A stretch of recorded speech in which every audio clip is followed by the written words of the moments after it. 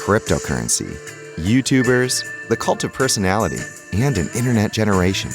Is this the future of grappling? Today's episode with Adam Wardzinski, who's widely regarded as one of the top grapplers to emerge from Poland, focuses on the current and future state of martial arts entertainment and how this might apply to a new generation of Brazilian Jiu-Jitsu practitioners. Thanks again for checking out today's show. Be sure to subscribe to the YouTube channel so you don't miss our future episodes. Welcome back to RAW Grappling Podcast. Great to be with you. Joined today from Poznan in Poland, Adam Wardzinski, and of course, Damon Robinson. As always, great to have you along with us. Adam, you are in Poznan right now, and you stated you're in your son's teepee. Is that correct? Hey, how are you? Yeah, I'm in my son's teepee, in my son's playroom, trying to get some peace here to have a nice podcast with you guys.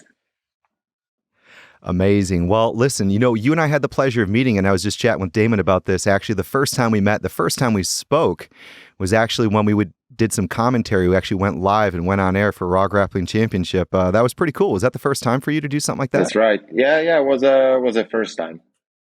It was a first experience, like commentating live. How did you find it?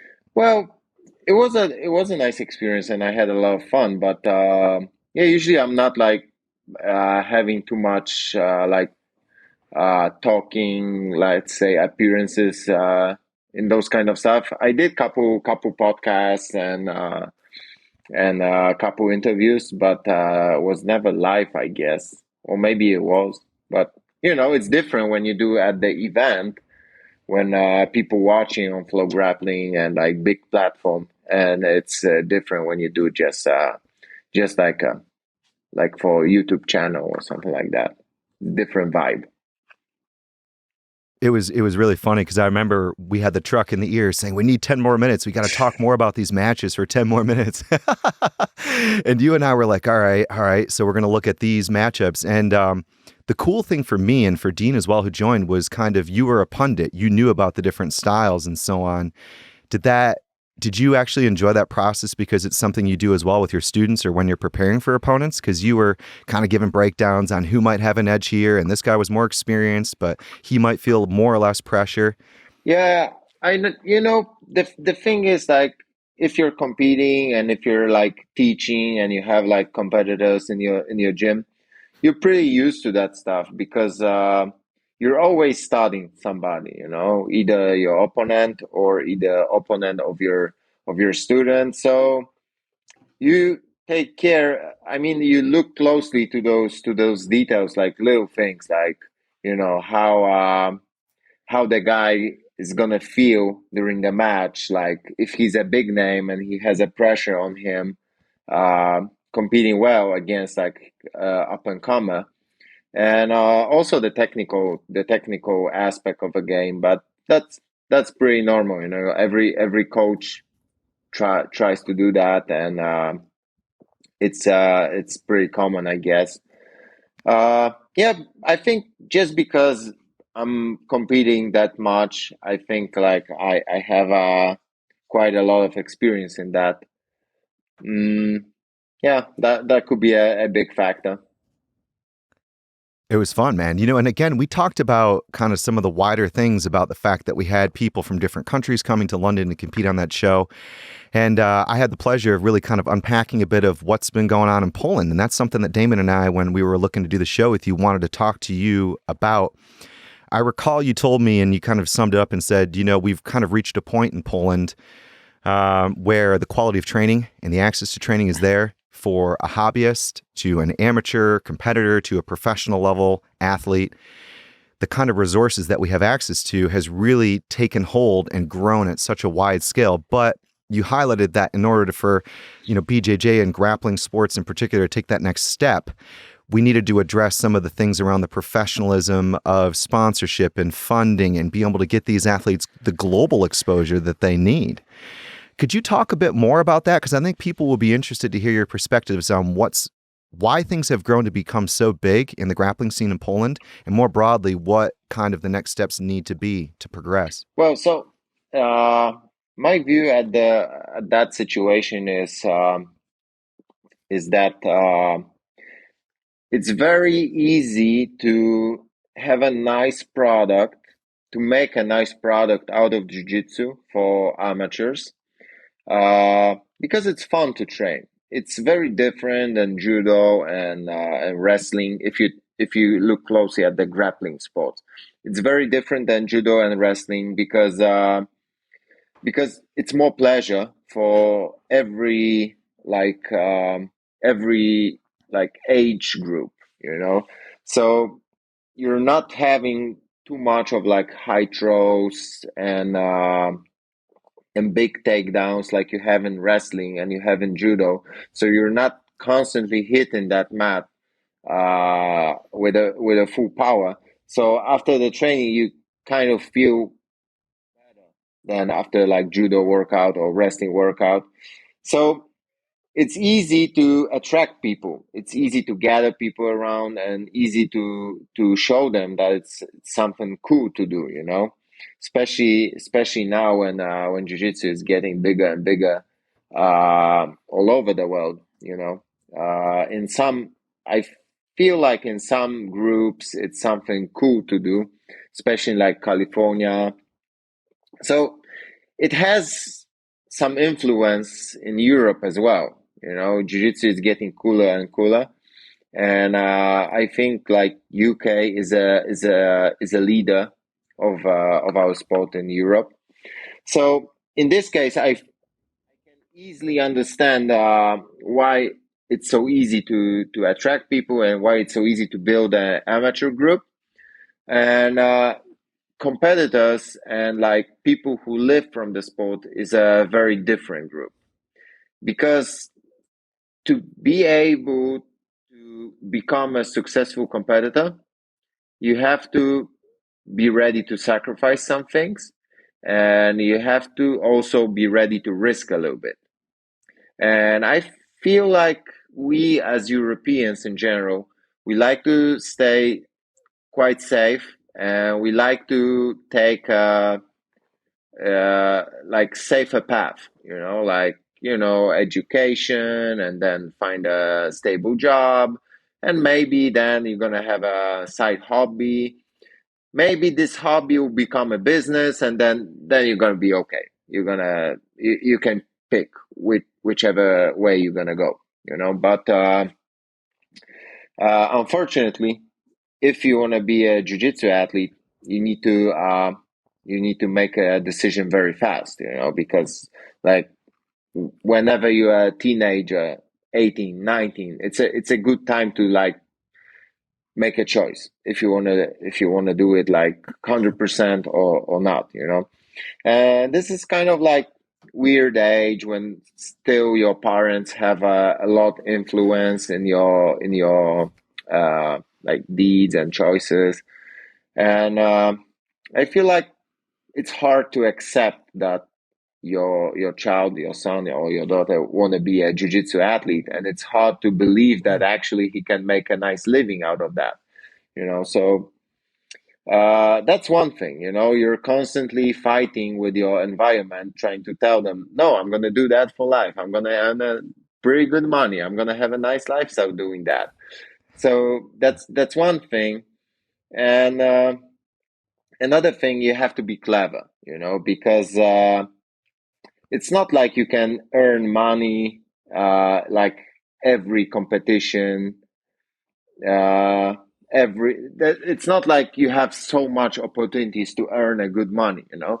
So you have to be clever, you have to find a way how to like where can you get money, like maybe you can teach privates, maybe you can make some t-shirts, maybe you can I don't know, sell some rash guards, or make a collab with some brand and maybe sell their products. There's like a lot of ways, but I feel like you can't only be a competitor. In some way, you have to be a businessman as well. You know, then you have to be clever with that. You have to know how to sell some products, even if the product is your jujitsu and you're selling privates. It's still a product, and you still need to know how to advertise yourself in a right way, to not look desperate on one hand, and on the other hand to highlight your best like your value and what people can get by like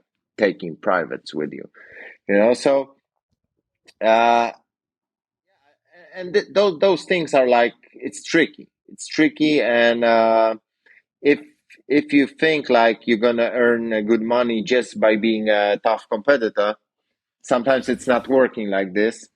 And you know, you have to embrace your inner businessman a bit more. And this is what was happening with me early days. You know, I was always like thinking, what can I do to get some more money and invest some more money in my hobby, which was jujitsu, and then see if I'm gonna be able to make a living out of that. You know, because before, actually, my first private, not privates, my first seminars came when I was brown belt, right after I won Europeans as brown belt. So it, to get to that point, it was a quite a long way, but I was even before that I was able to live from jiu-jitsu, teaching some small classes, and you know, like making some t-shirts and organizing some seminars.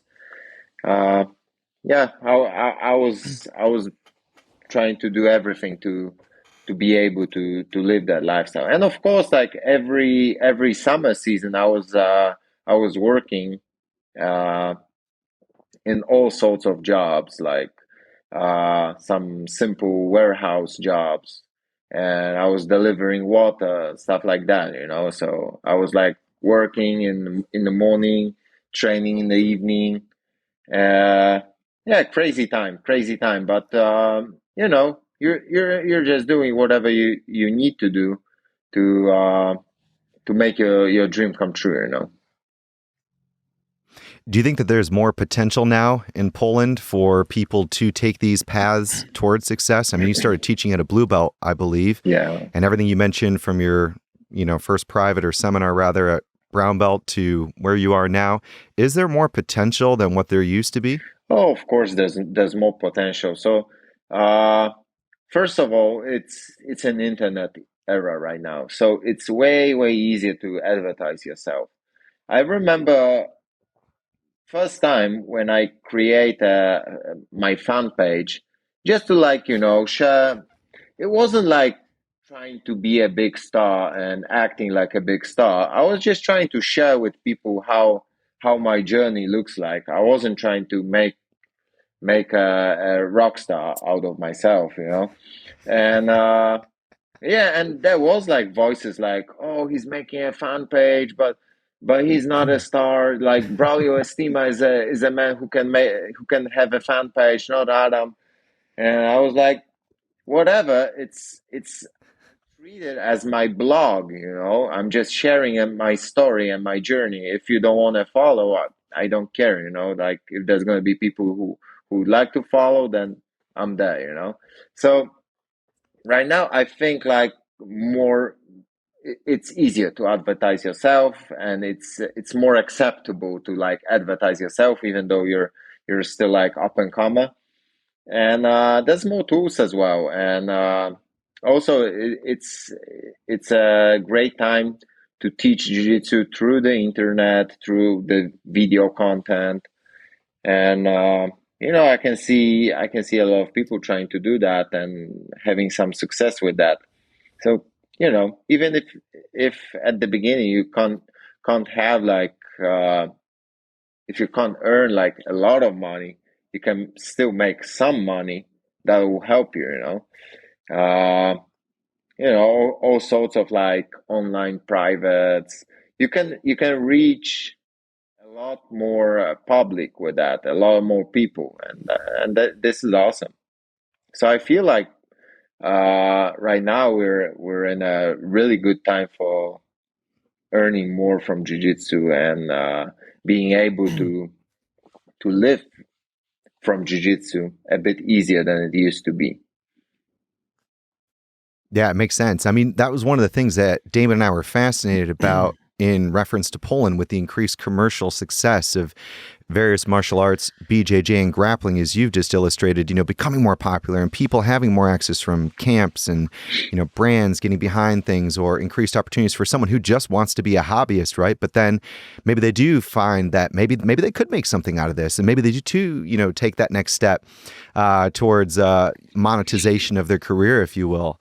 It's a fascinating thing, and there are so many opportunities. And indeed, Damon, looking into the far corners of the internet in our preparation for this, we've got some footage to show to Adam. We made a little bit of a survey, if you will, of kind of some of the martial arts scene in Poland. What have you got for us today, let me man? show you. I just wanted to touch what Adam just said there as well. Like, I think it seems like jiu-jitsu in particular, but you see how you sort of touched on the fact that people are going to competition, sometimes not earning a lot of money, or especially if you're not winning the competitions, you're sometimes not getting the right money for it as well. And a lot of high-level jiu-jitsu athletes will do things on the sideline, like instructionals or T-shirts or seminars or this, that, and the other, and actually use their competition time as an area to market these other products. So they'll go to competition, win competitions, as if to say, all right, I've won the competition, you need to watch this DVD. This is how I done it. Or now I won this competition.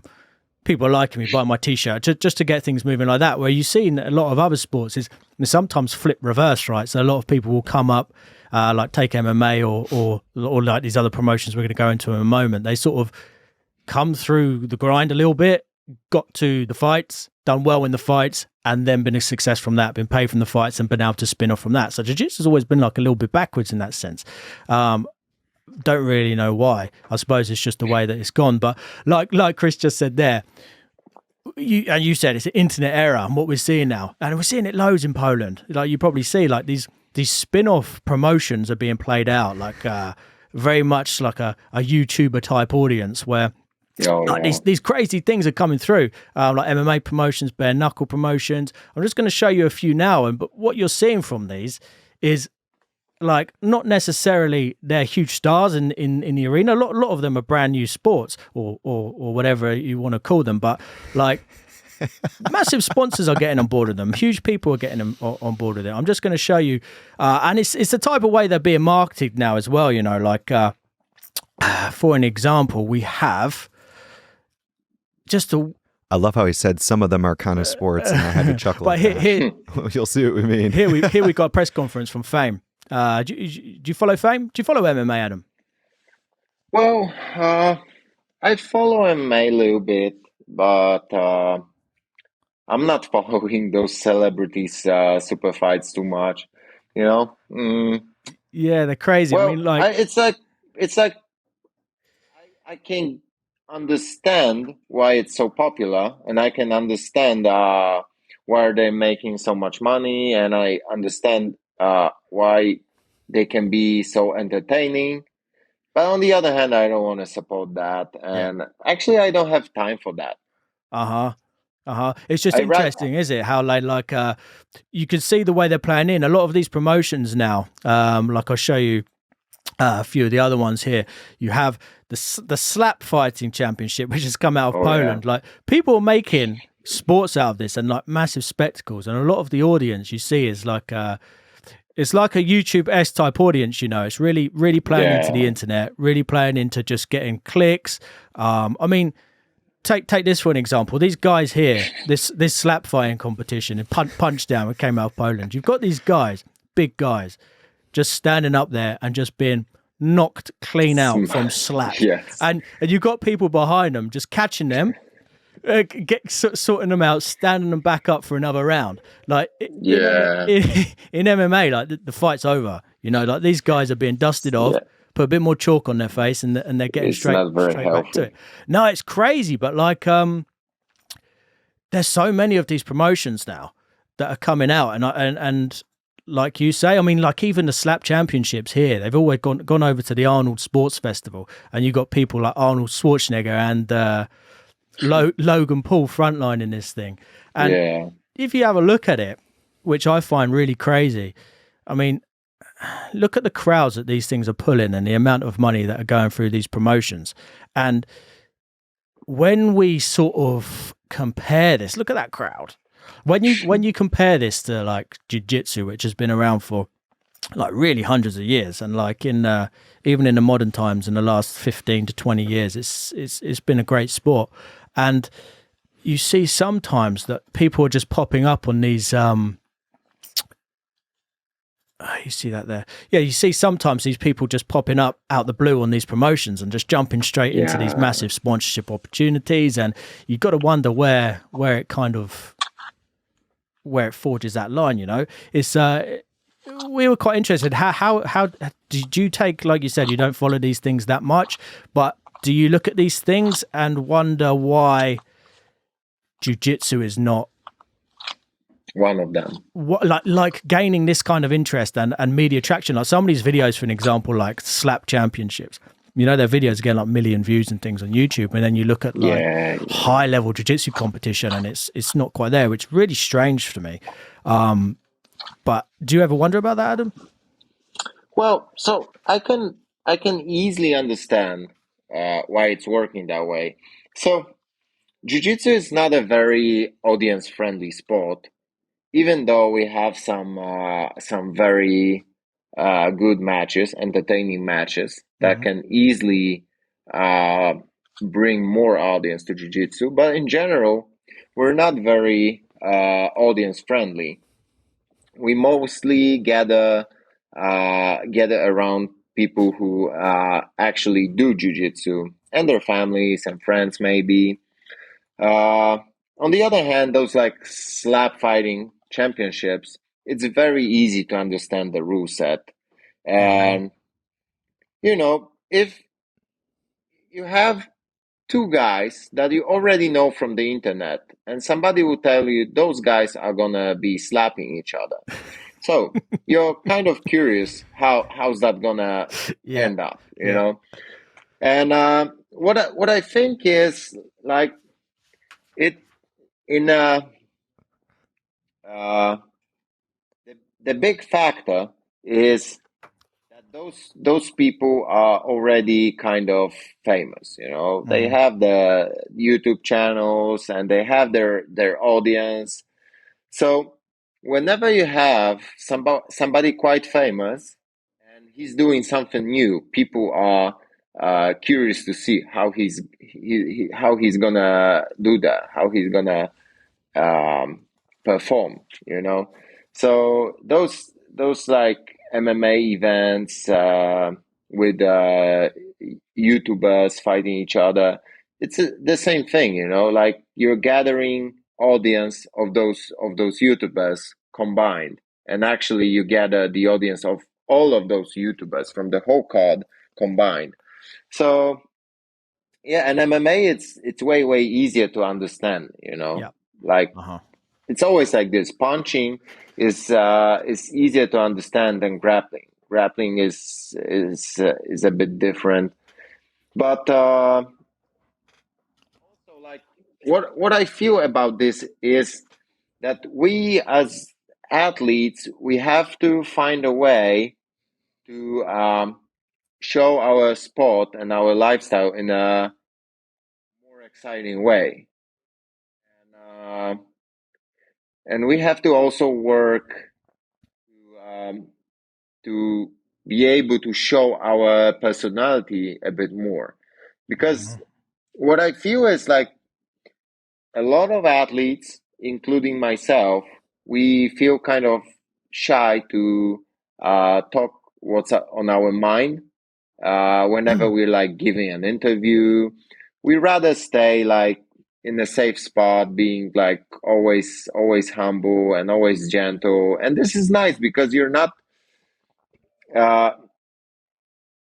you're not giving a bad energy, you're not making a bad vibes, but it's not always about the bad vibes. It's not the only way to like show your personality. And I think this is the one thing we have to work more to show our lifestyle and our personality in a more exciting way. And another thing is I think organizations have to try to show jiu-jitsu in a bit different way, because what I feel is for example ultra marathons. a lot of fans, and the fan base is huge.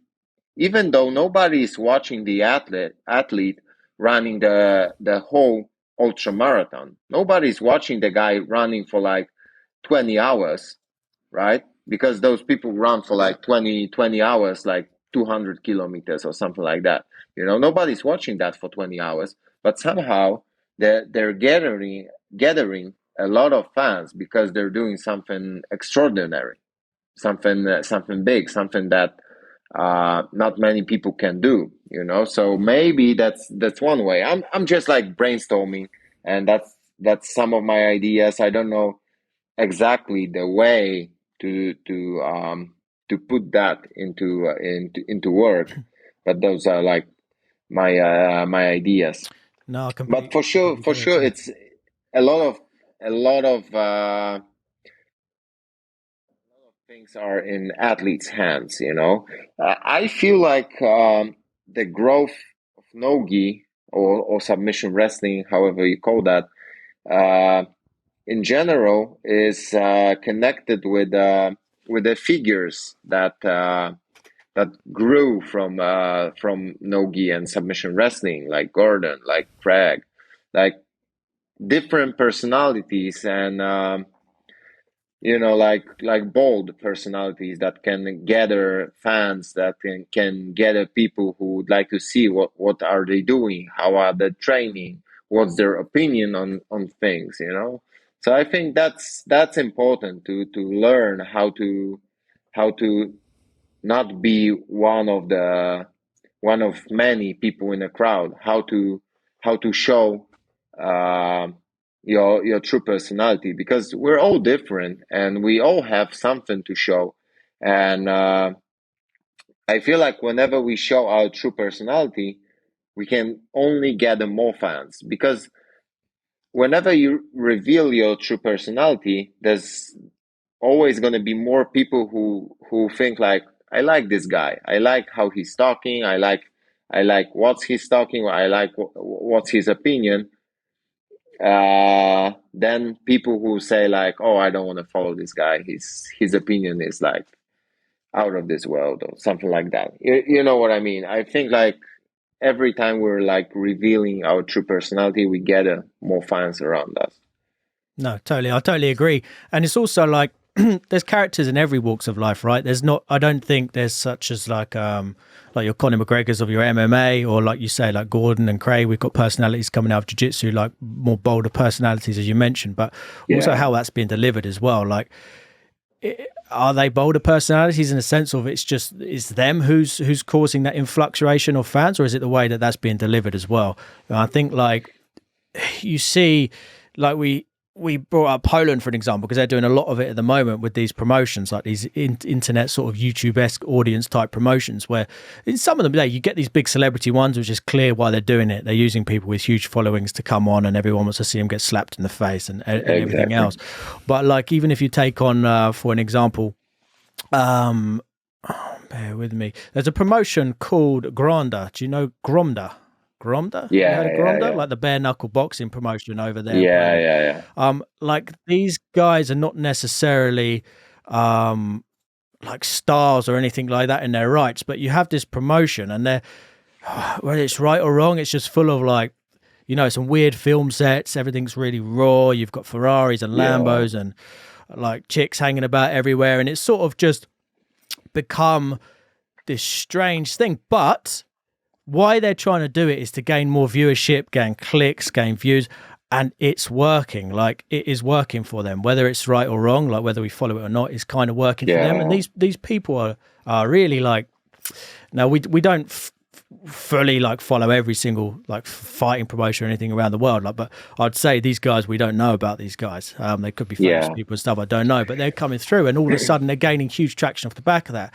So I think like, as much as athletes, it's good to show personalities. Everyone's different. Everybody is attracted to other people in that sense, and follow other people and dislike other people's opinions. But also, like, we think there's a big gap in the way that jiu-jitsu tournaments are given to the mainstream audience and stuff like that, which we keep repeating and stuff like that. And we really want to try and do something about it, because ultimately, it'd be nice, right, if jiu-jitsu athletes who have sacrificed a world or a lifetime of training and studying and everything else, which is sometimes more in depth than nearly any other sport in the world, really, to get to that high level, like the world championship level, and to be able to actually go to competitions and get what we need to get from that's important. I feel, and it's much better. And I think we're in a generation now where some things have changed, and you have got a surgeon, especially of nogi grappling, which is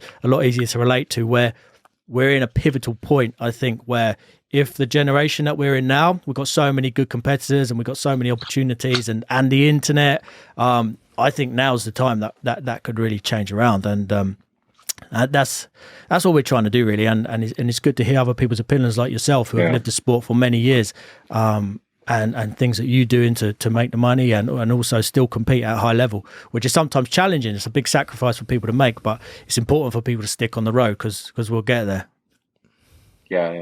Yeah, about bare knuckle fighting, I think it's very primal, and there's always people who just likes to see violence, and it was happening for ages, like fight clubs and even gladiators in ancient times. It's all about the same, people almost killing each other in a fight, so it's very, very primal for humans to watch people fighting, and I think it's right now that the sport of fighting is dividing. At first UFC was gathering all of those people who likes the violence and people who likes the sport, like technical aspect of the sport. And right now UFC is heading more towards direction of a legit sport. It's more about the technical aspect because athletes are very well rounded, and the level of preparation is very professional. And on the other hand, we got those like semi-amateurs fight, and they're trying to make it more and more extreme, So they're taking gloves off, they're doing this and that to show how violent and extreme those fights are, And it's for some people it works better, They don't wanna really like study left jab from that guy. They want to see that just people smacking each other in the face, So I think that the whole like community is kind of dividing itself in two, and that's okay. Yeah, no, we can't forget.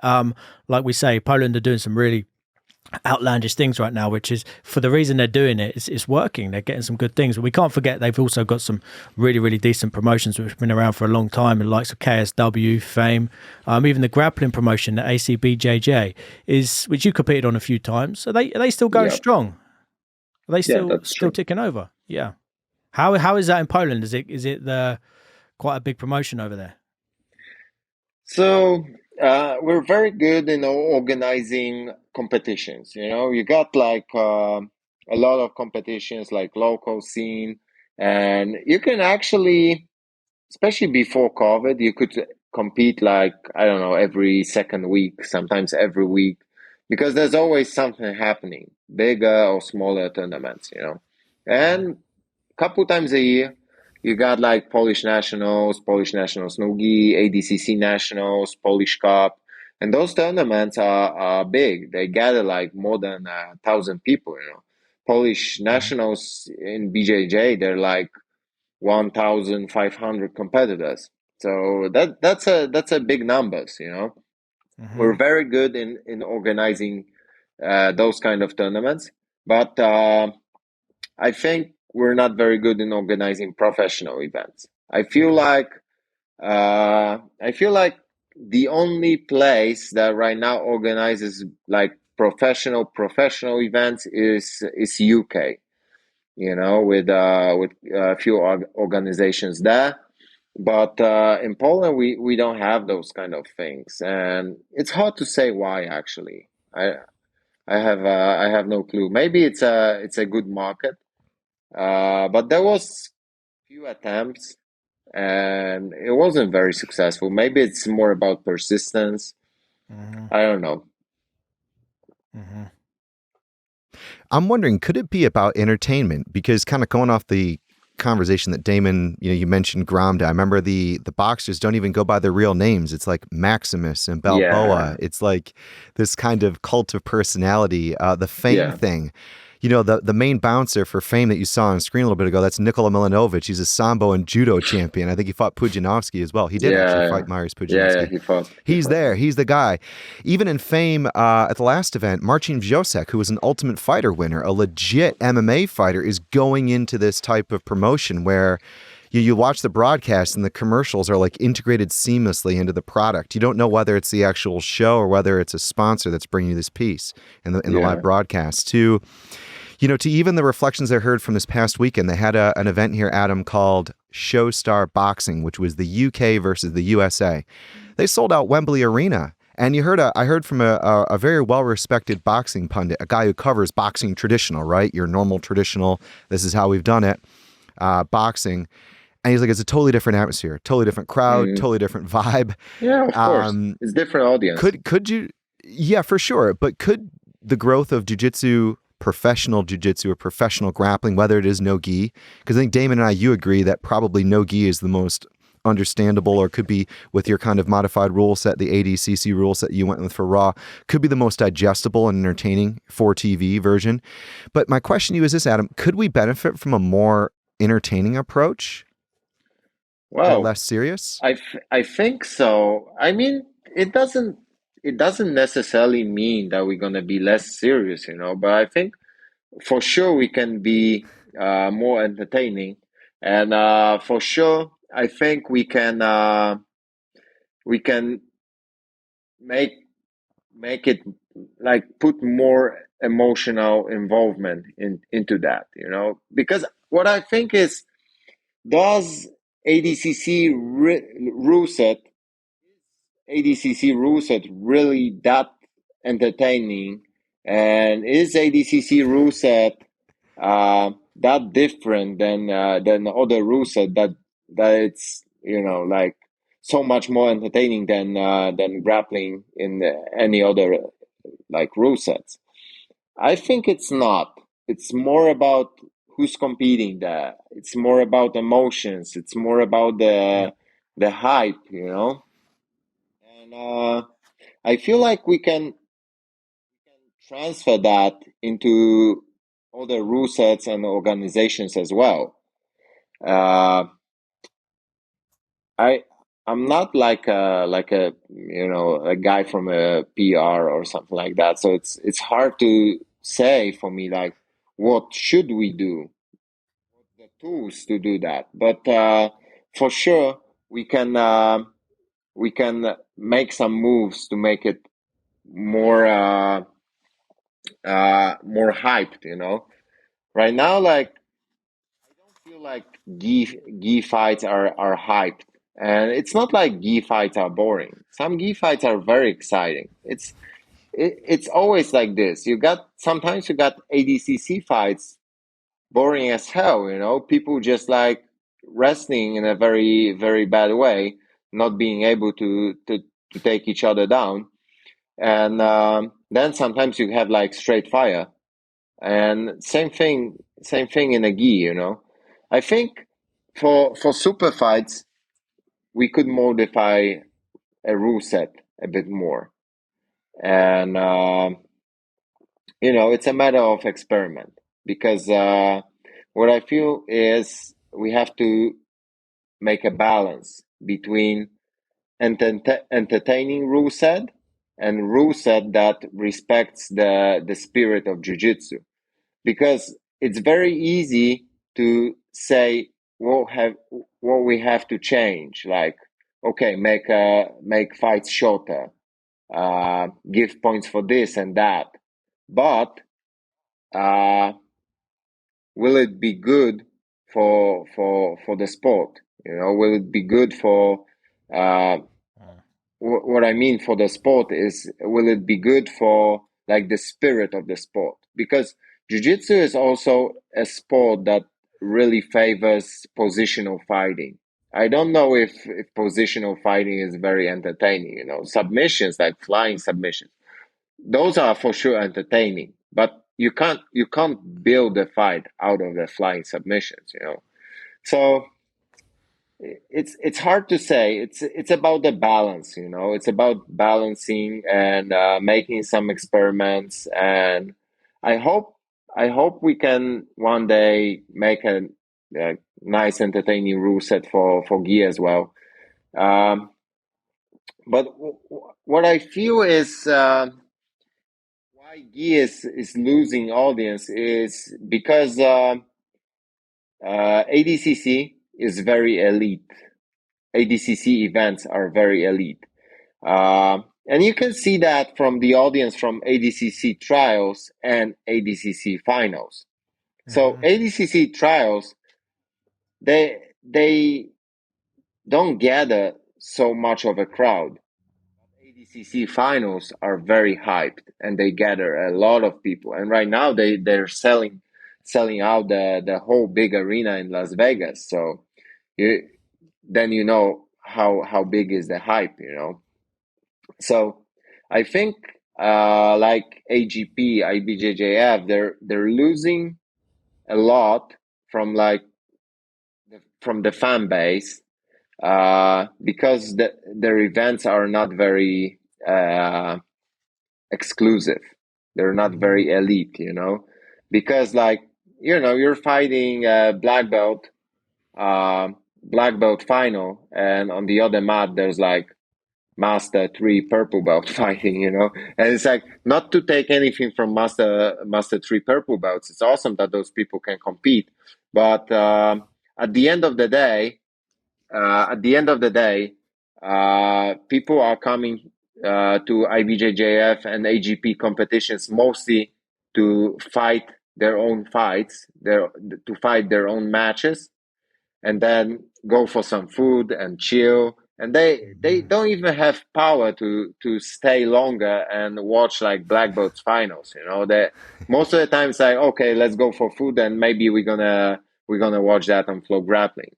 This is how it is. Definitely. So I think the big step for our for gi community would be to make more exclusive events. That's my idea. I don't know if that would work, but I think it's way easier to hype those events, and then you have less fights during the event, so it's also easier to stay there for just a couple hours and watch. Nobody's gonna come to the venue 8 o'clock in the morning and stay until 8 p.m. in the evening. So we have to make those like a bit more compact. That's some of my ideas. What about being able to throw an accelerant on it from, I don't know, from what seems to have come out of left field in recent years, especially in the sports world, the crypto thing, for example. Gordon Ryan just got 100K Bitcoin sponsorship. I think it's a very large deal for the ADCC appearance. I'm seeing videos from Darren Till and Khamzat Chimaev, that are like inside takes on their relationship from sparring to meeting each other. And they're doing crazy traffic on a YouTube channel that's like brand new. That seems to have been something that's kind of thrown some fuel on some of the careers of these athletes. Damon and I were talking about that and looking at this again, considering how this sport of jiu-jitsu and even other grappling sports could grow. Is that something you see being potentially a factor? Yeah, but it's very much connected with like showing your true personality and showing a bit more from your personal life. Because whenever you're good in something, people are curious to see how you train, how you live, how you spend your day, what's your routine, what you eat.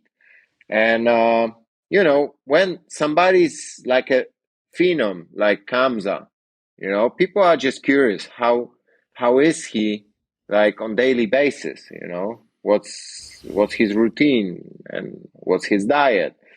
Yeah, and making like a YouTube channel is of course a great move because people obviously want to see that, and I think like the more we go towards this direction, better for the sport and for all the athletes, because uh like a couple years ago, most of the time athletes just focus on posting pictures from the training, and like how many times you can post about I trained today? Surprise, surprise. It's like it's this is what you do. You're training, but it's not even like when you make like 10 posts in a row about your training, it's not even entertaining anymore. Or if you post like group pictures from the training, or if you like post only pictures from the training and winning competition, it can be kind of boring. People want to see a bit more. People want to hear a bit more from you. So yeah, YouTube channel is a great platform for that for sure. And I feel like that takes time and money, and that takes resources, and that takes a backing, right? Which again, like crypto seems something that has just become now such a prominent thing for many people's potential, personal investments or how they pay for things or in this digital age and this and that. But it's eked its way into how athletes now have found another, like what you mentioned way at the beginning. Are you going to sell t-shirts? Are you going to do this? Are you going to do that? Oh, yeah. And now there's crypto, right? There might be potentially crypto backing. So I think it's interesting. But sorry, Damon, I interrupted. Did you have something on that one? That's just another tool. Yeah, no, I was just going to touch on it. I think it's what it's doing as well with these crypto sponsors getting on board, and like you just mentioned there on Hamza and Darren Till, they're being backed by Block Asset, which is this like new emerging crypto company. They're like creating tokens, which is also giving a lot of incentives not only to the athletes but also to the fans. I think within that digital world where a lot of things are going, I think sport's going to develop and things are going to develop around these blockchain companies and things that even we don't really understand quite yet. And I think by sponsors like this getting involved, like we talk about Hamza and Darren Till stuff, yeah, they're not jiu-jitsu athletes as such, but it's in the same space. And you've now seen the Bitcoin Cash, who I believe the Bitcoin Cash is now sponsoring Gordon Ryan, huge amounts of money. It's only good for the sport because it's starting to edge that sort of nuance of the way the world's going into the sport, which is also just going to pull an audience with it, right? Which is why a lot of the sponsors get on board with things early days, and they don't mind putting the money up because they know it's going to come back to them. And it's like by these sort of things coming, like leaking into the sport, it's going to pull back younger audience, more engaging audience. Is going to give the fans more opportunities to engage with the sport and the athletes. And like I say, it's going to emerge in ways that we don't even understand yet. And I think as the years sort of carve on, the big differences will be seen. There's a new crypto that just came out. I think it's new anyway. We've only just heard about it, called Marshall Rogan Inu, which is named after Joe Rogan's dog. Now, there's been a statement made that Joe has no affiliation to it, but they, I don't know if you've heard about them, but what they're doing is offering these incentives to UFC fighters, at literally just paying them straight cash. Like, they've come up and they've sort of, and I don't even know why they're doing it. There must be some back end to it, but like they've claimed that they're going to be paying bonuses and cash things to these fighters, which Dana White should be paying them, but he isn't. For an example, if someone gets injured or breaks their leg or something, and Dana White or the UFC are not financially supporting them, they're just paying them.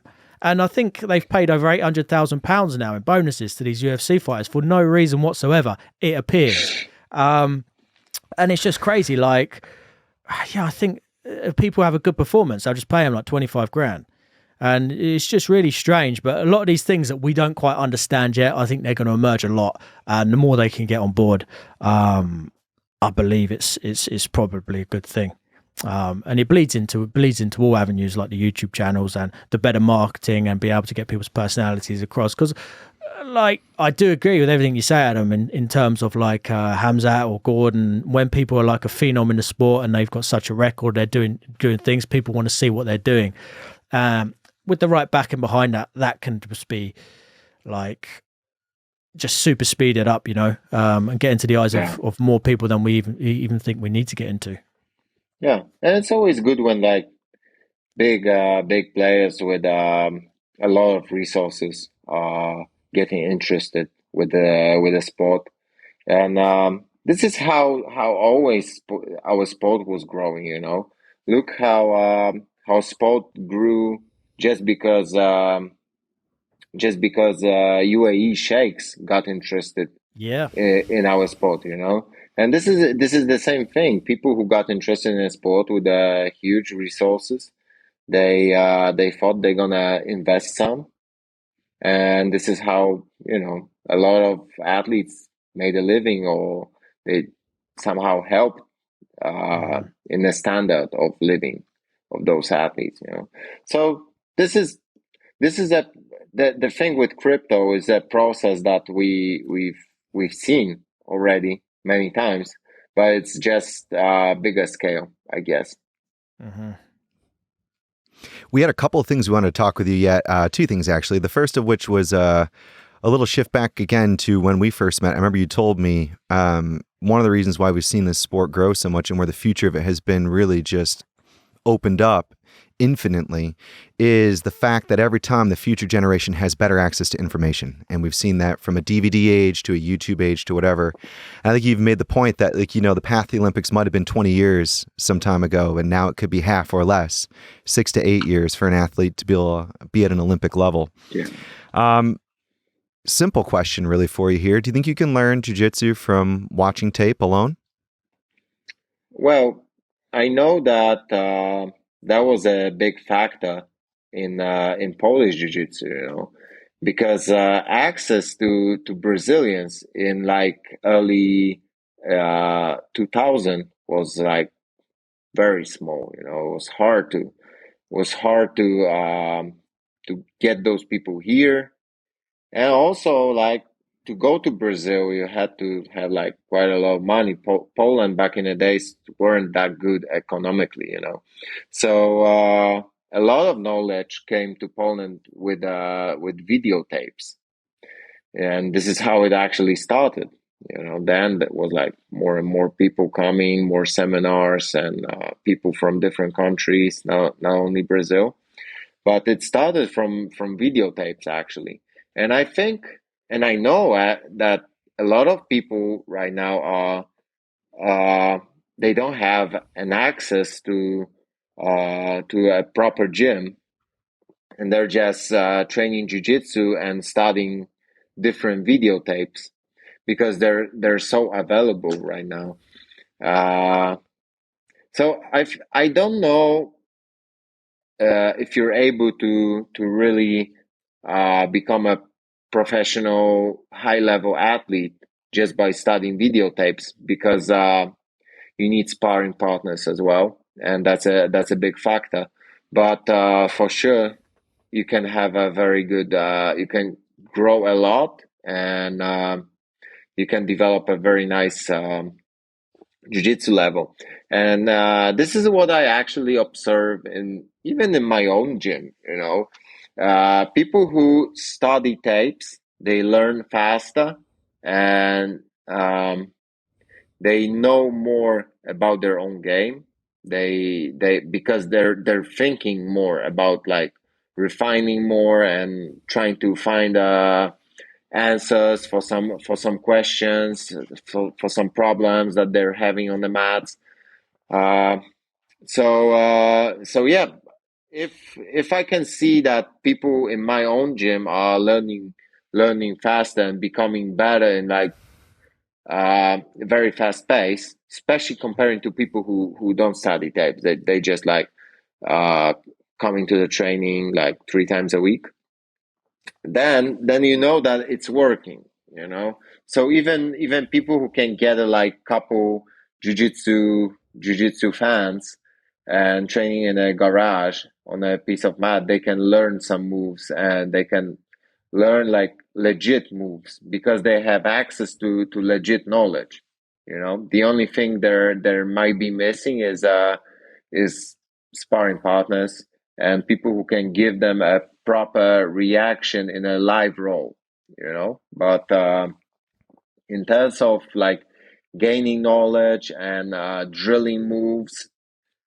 it's I think it's a great time for that. You have everything there in the internet, and you have all the best athletes and coaches there, and it's just a matter of picking the right ones for yourself, you know, because well, we may forgetting about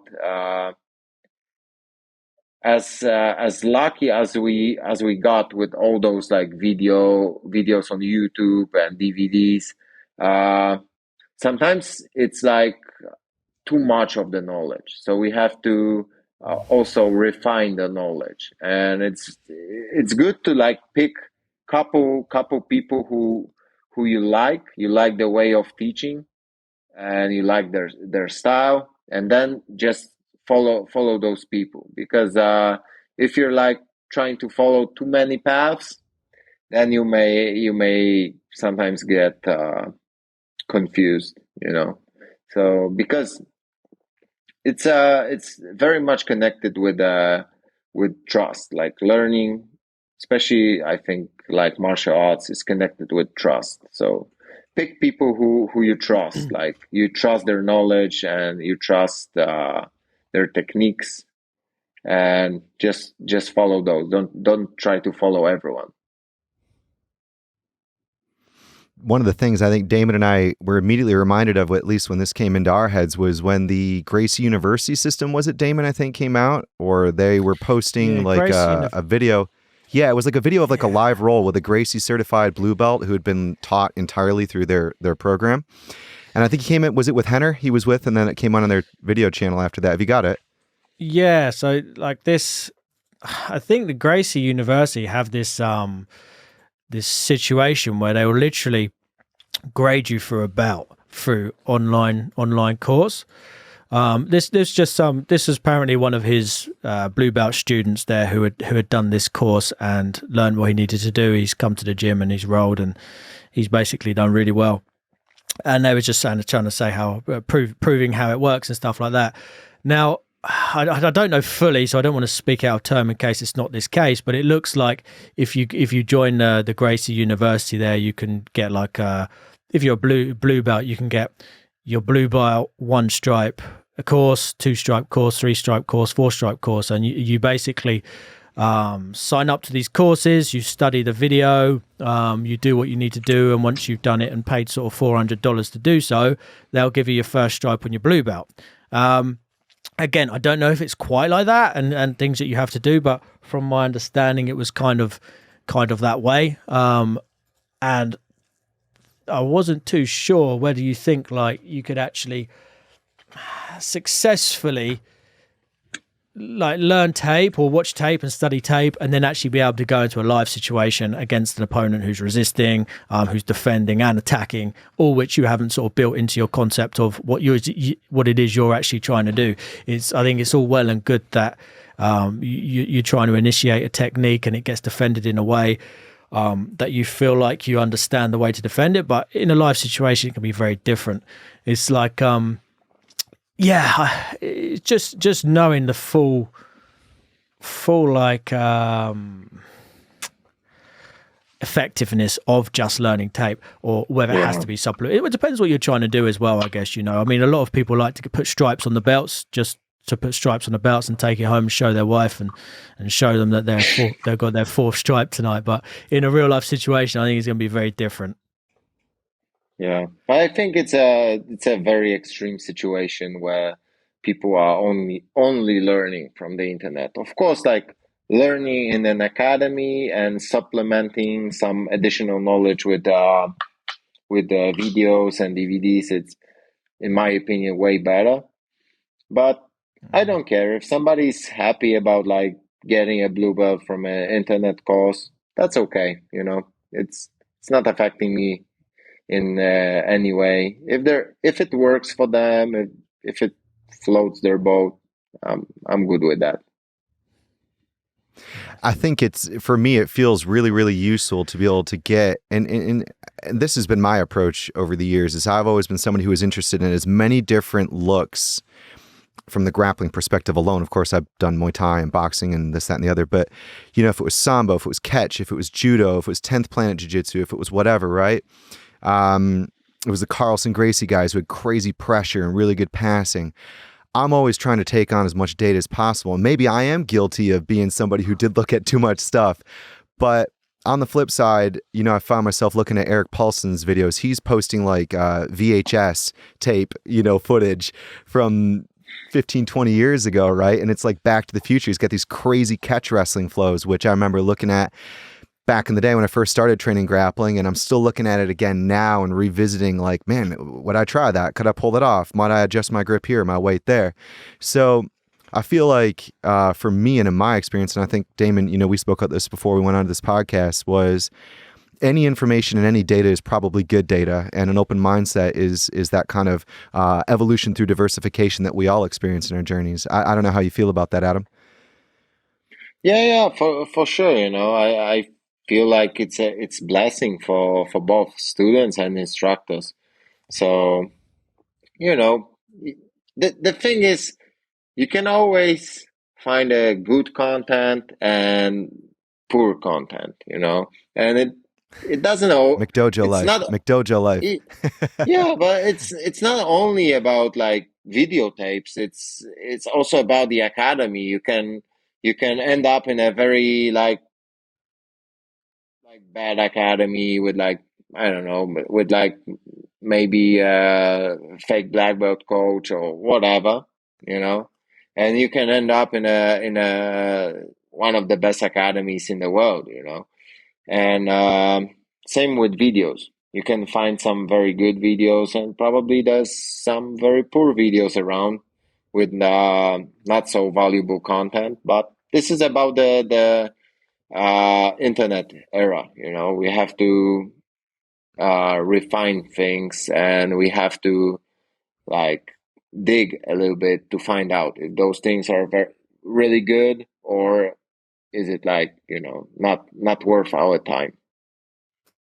Yeah, it's a salient point, especially in 2022 with this discussion of, you know, fake news and misinformation and disinformation and total Yeah, access to anything you want to Google. Yet, is that actually really the case? You know, do your own research, bro. Let's take this exactly. one home real quick here. So I know this year you've done really well at the Euros, golden heavyweight, bronze absolute. What's going on the rest of the year? What can we expect to see from you, Adam? So next week I'm coming back to UK to fight London Grand Slam, and after that one I'm going to US, and I'm gonna stay there for a couple months to fight Pans and fight Worlds and maybe some smaller events as well. Yeah, so that's the plan for me, and let's see what future gonna bring in the second half of 2022. World Pro for sure in Abu Dhabi. You know, we're living in a crazy world. You never know what's gonna happen. You know, maybe uh, some very good opportunities, or maybe other way around. True or false? You started your martial arts career with Aikido, and you're a Steven Seagal fan. Yeah, that's true. That's true. I was very happy to meet him in Abu Dhabi. I mean, like, you know, you're very much aware that this guy is not like anything like like a sensei or like martial arts god, but in some point, in some way, he's an icon of a martial arts. And you know, when I was starting Aikido, it was because of his movies and the way he was showing Aikido to the larger public. You know, so you know, was nice. Was nice. I never thought that I'm actually gonna meet him through jujitsu.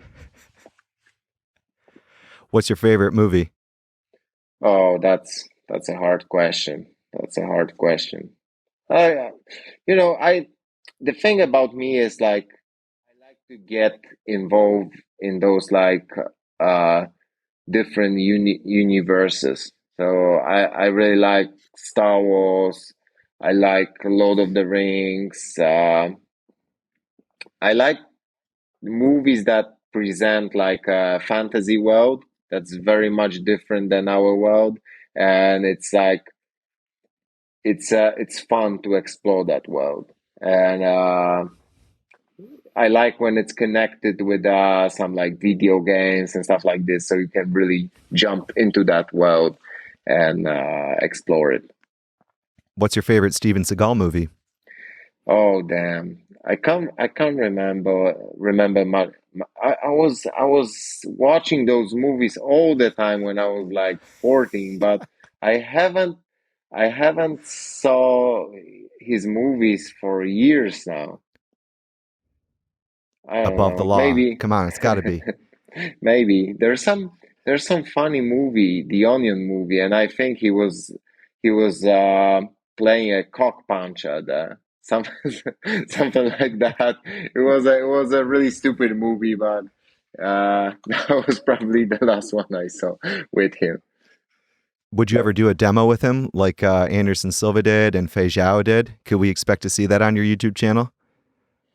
I don't think so. I don't think so. I don't think he's available, you know. But maybe, you know, he's a good friend with Sheikh Tariq from Dubai. Sheikh Tariq is well known from his love to jiu-jitsu. You know, he's always training with top athletes. I was lucky to train with Sheikh Tariq as well. And Steven Seagal is a good friend of him. So maybe one day we're gonna meet there somewhere in Dubai. And let's see. Final question for you. It's a Pokemon match. You got to either take on Pikachu or Charizard. Who do you fight in BJJ and why? Always Charizard. Always. Always. Pikachu is overhyped. He's just he's just kind of a sweet character, but Charizard is the main guy. So I'm gonna go with Charizard. All right. Well, there you go. For the record, right here on RAW Grappling Podcast, Adam Wardzinski, thank you so much for coming on today, man. We really appreciate you joining us. And Thank you, guys. Any final shout outs to the people watching? Thanks for watching, and check my YouTube channel. Cheers for coming on, Adam. It's been super good talking to you, man. And yeah, we keep checking on Adam's YouTube channel. He keeps uploading quite regularly. There's some nice video blogs from preparation to Europeans, from my trip to US. I'm getting better and better in shooting video blogs. If you're gonna support, probably I'm gonna get even better in the future because I'm gonna be motivated. So check that out. Get some English subtitles on there, Adam. Always looking looking at your YouTube channels. Yeah, get some English subtitles on there, and we'll. Why they are not there? I have to work it out. Yeah, man. But yeah, keep going. There's gonna be subtitles. Yeah, man. Nice. Thanks, man. All right. Well, thank you guys so much for watching Raw Grappling Podcast. You can check out the show notes. I'm sure we'll have some links. There'll be a link tree on our Instagram and so on and so forth. Damon, any other final thoughts for the Raw Grappling Nation? Oh yeah, no man, just keep tuning in. Again, we're back in London at the O2 on July the 3rd. We've got another event coming up there. We'll be making some announcements on that in the next couple of weeks. Our Road to Raw tournament, 3rd of April. That's still going full bore ahead. So lots happening, and keep an eye on the pages, and we'll see you soon. All right. So for myself, Chris Hoekstra, Damon Robinson, and Adam Wardzinski, good day, and we'll take care of catching you guys on the next episode of Raw Grappling Podcast. Peace. Thank you so much. See you.